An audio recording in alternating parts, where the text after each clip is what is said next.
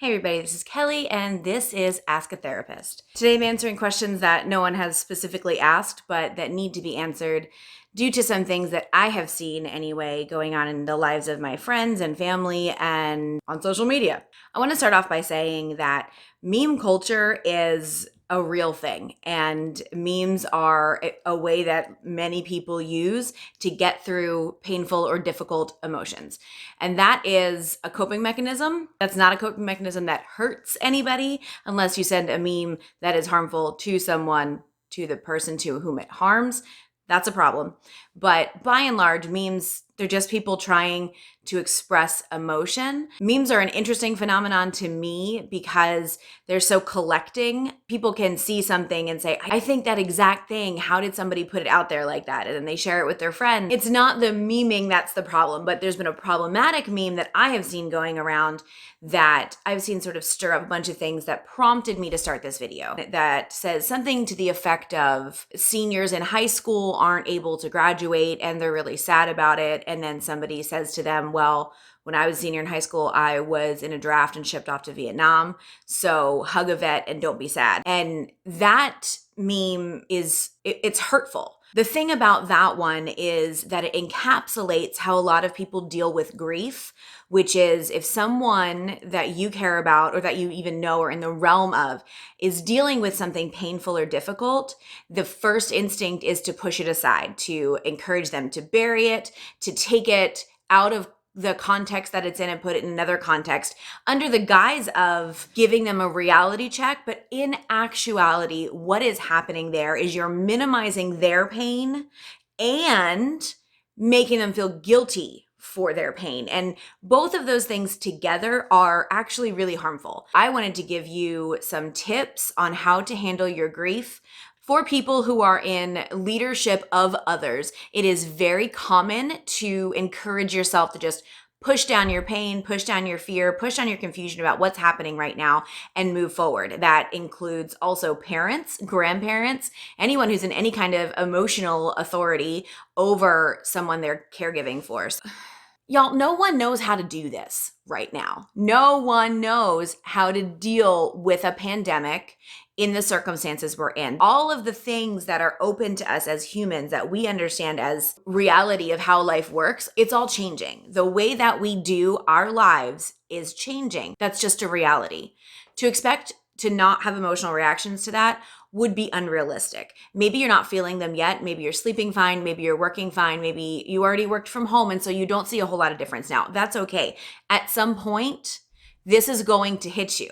And that's okay. That's why I want to make this video, because I want you to understand that grief is normal. Grief is a process and you have to feel it to recover.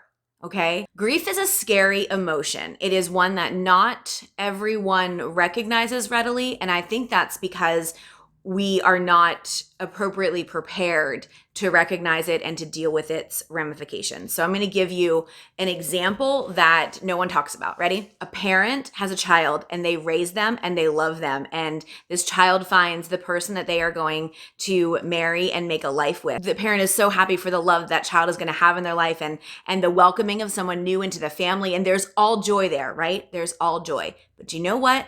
There's also grief.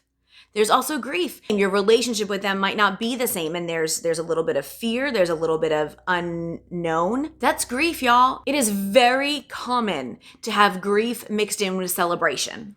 High school graduation, college graduation, moving away. There is happiness in another step, in a milestone, in a amazing thing that's happening in someone's life, but there's also grief in what you're leaving and what is left behind.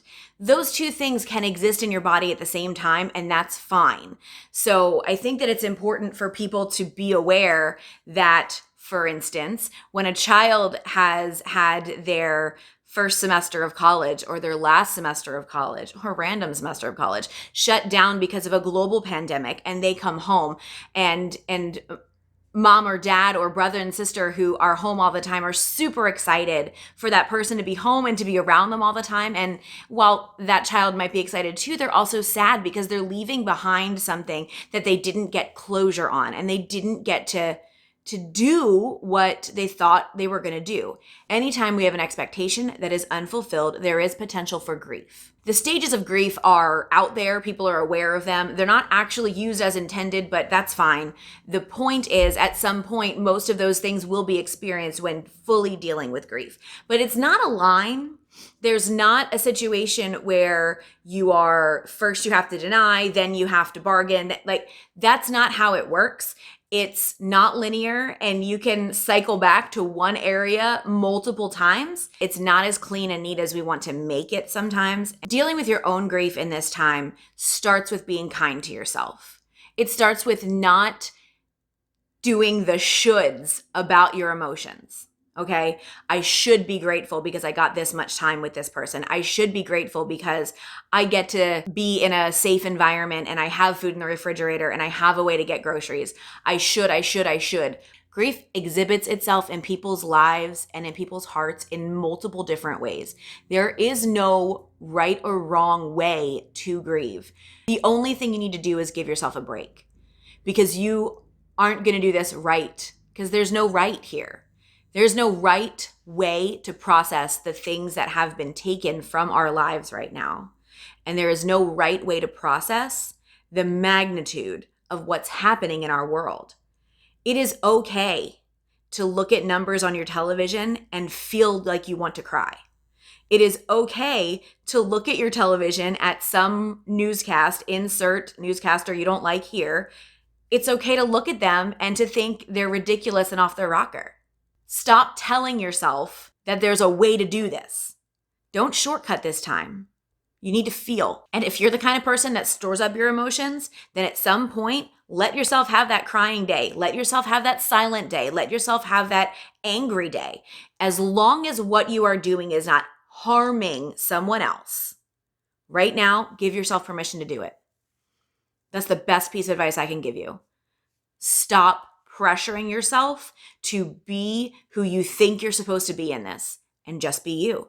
I want you to look yourself in the mirror and I want you to say, you're doing the best you can. Just because somebody says that you should get up and get dressed and keep your schedule every day doesn't mean that's what works best for you. By and large, it's great advice. Yes, get up at the same time, get yourself dressed, do your work in a way that's not just bringing your laptop into bed and working, okay? That is great advice. However, more than that, you need to listen to yourself. If you have an emotion that's coming up in the middle of a situation and you're like, that's maybe a little out of proportion with what's happening right now. If you're in a place where you can do it, ask that emotion what it needs. Sounds crazy, I understand that, but it works when you've done it a couple of times. So in dealing with your own grief, give yourself space. Give yourself permission to feel your feels.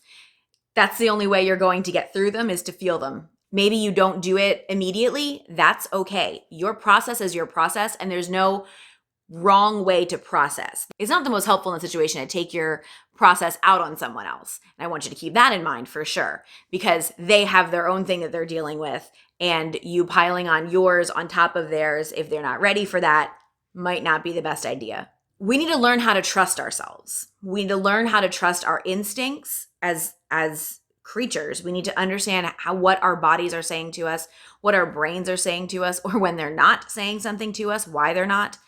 It's super important that we right now give ourselves the space to be us. It's hard to think about less than a month ago when our world was completely different. And you can mourn that. It's okay. You can be sad about the things that aren't going to happen in your life. It's okay. Just because someone else has a worse thing happening does not mean that your thing is not bad. And it does not mean that you should stop caring about the things that you care about, okay? You are you, and you just need to be you. So be you. Be kinder to yourself than you've ever been before.